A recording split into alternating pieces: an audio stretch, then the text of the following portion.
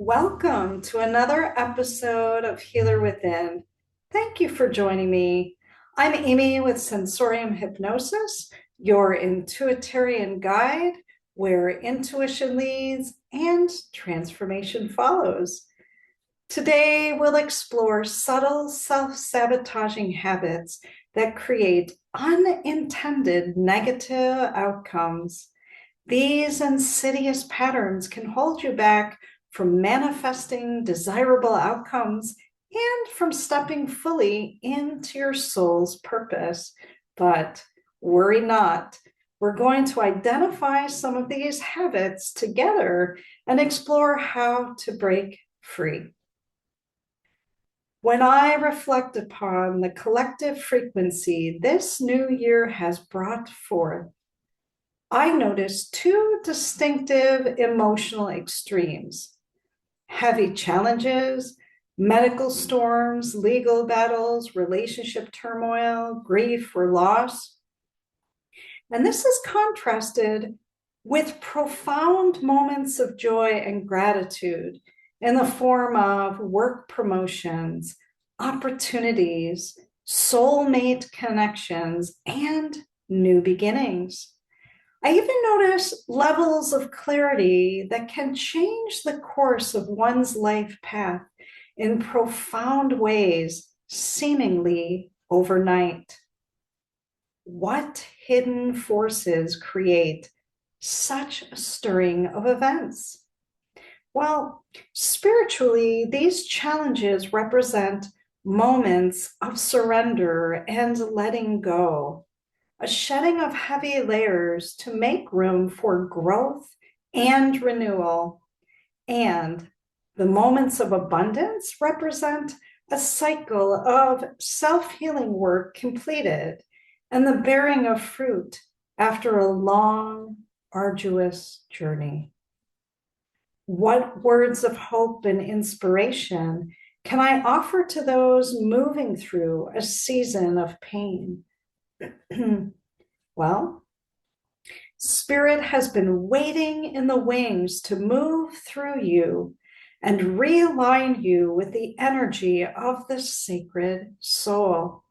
Your vulnerabilities create the perfect spiritual storm for the heart to open and receive. But to receive, one must first release guilt, fear, shame, anger, or whatever else tethers you to the past. By doing so, you will turn the tide and gently navigate back to your spiritual origin. So let's start here. Have you ever caught yourself overthinking a decision to the point of paralysis? Well, as a hypnotist and spiritual coach, I see this pattern all the time. Maybe you found yourself waiting for the perfect moment to start something important, only to realize that that moment never comes. This is just one example of self-sabotage in action. From a spiritual perspective, self-sabotage often stems from subconscious resistance, your inner child, unhealed wounds, or outdated belief systems interfering with your higher self's mission. Many times it's a fear of making a mistake you can't undo, and ultimately not trusting your own resiliency to navigate the murky waters of change, or allowing pushback or criticism from others to dictate the choices you make on your own behalf. The key to breaking free is twofold. One, awareness, and two, aligned action. Let's explore 5 common self-sabotaging habits and, most importantly, how to overcome them. All right. Overthinking decisions. When your mind gets caught in a loop of endless what ifs and scenarios, you're tuning out your intuition. Overthinking creates fear-based energy and keeps you stuck. The next time you find yourself spiraling, pause and take 3 deep, healing, restorative breaths. And then ask yourself, what feels most aligned with my highest good? Your heart already knows the answer. Trust it. 2, perfectionism. This one is tricky because it often masquerades as a strength. But let's be real. Perfectionism delays action and drains your creative energy. At its core, it's rooted in fear, fear of failure, fear of judgment or rejection. Try adopting the mantra, progress over perfection. Let your soul's purpose guide you instead of striving for a flawless transition or performance. Remember, the universe celebrates your authentic effort and is more interested in the process and evolution of what you are becoming rather than the actual end goal. And people pleasing. This one hits close to home for many of us. When you say yes to everyone else, you're often saying no to your own needs and no to your higher alignment. People pleasing stems from a desire for love and acceptance, but it can disconnect you from your own truth. So practice setting boundaries with compassion. Remember, you're not responsible for others' happiness, and it's not your job to make decisions based on others' input. You're responsible for your own energy, decisions, and ultimately your own outcomes.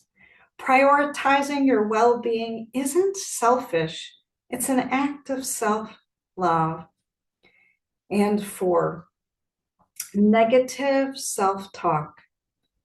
How often do you catch yourself saying things like, or thinking things like, I can't compete with others in this category, or I don't have the resources or luxury to be making these kinds of choices or changes?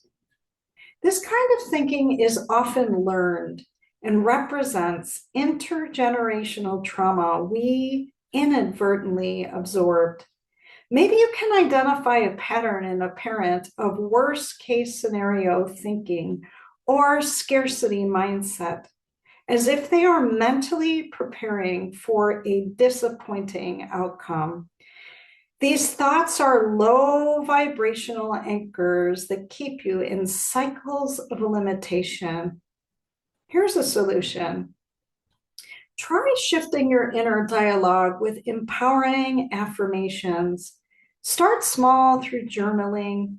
List the ways in which your own thought patterns interrupt forward movement and much needed change. And find the antidote. What do you need to think or shift in your thought patterns to create new neural pathways? And next, procrastination. This is often disguised as waiting for the right time. If you've been telling yourself, I'll start when I feel ready, this one's for you. The truth is, readiness comes after action, not before. And I'm going to repeat this. Readiness comes after action, not before. I see this predominantly when it comes to self-healing and cutting oneself off from much needed and much deserved support. I also see this when it comes to careers, clients expressing extreme dissatisfaction with their current work situation, but coming up with all kinds of excuses for staying and toughing it out even at the expense of their own mental health. I call this the golden handcuffs. So take one small, inspired step today, no matter how imperfect it feels. Remember, divine timing includes the actions you take to co-create with the universe. The idea that you will be hit by a lightning bolt with an idea, opportunity, or seamless transition is a bit naive. I'm not saying this doesn't happen, but I am saying that intentionality plays a big role in manifesting change. So, how does self-sabotage impact your energy field? These habits create blockages that disrupt the flow of abundance and alignment. But here's the good news. You have the power to clear these patterns and elevate your vibration. Some transformative steps include cultivating self-awareness through journaling or meditation, exploring self-healing modalities focused on resolving subconscious conflicts. Look, you can spend weeks and months in therapy talking through the minutiae of life and life trauma without ever finding resolve or inspired action. Look for more progressive forms of self-healing that encourage you to tap into your own inner wisdom for solutions and connect with your higher self through visualization practices. Surround yourself with uplifting energy and like-minded souls. Commit to daily practices that align with your soul's mission, like gratitude, journaling, or breath work. In closing, most souls experience varying degrees and forms of self-sabotage. By bringing these habits into the light of awareness, you set the stage for growth and divine potential. You're not here to be perfect. You're here to be authentic, aligned, and in love with the process of becoming. Thank you for tuning in to this episode exploring self-sabotage and solutions for overcoming them. If this message resonated with you, share it with someone who might benefit. And thank you ahead for subscribing for more insights and tools to support your spiritual and self-healing journey. You can connect with me, Amy, hypnotist and spiritual coach, at sensoriumhypnosis.com. You can also find free guided meditations for self-healing on YouTube at Amy the Hypnotist, Higher Self Expert. Until next time, stay aligned, stay empowered, and keep shining your light.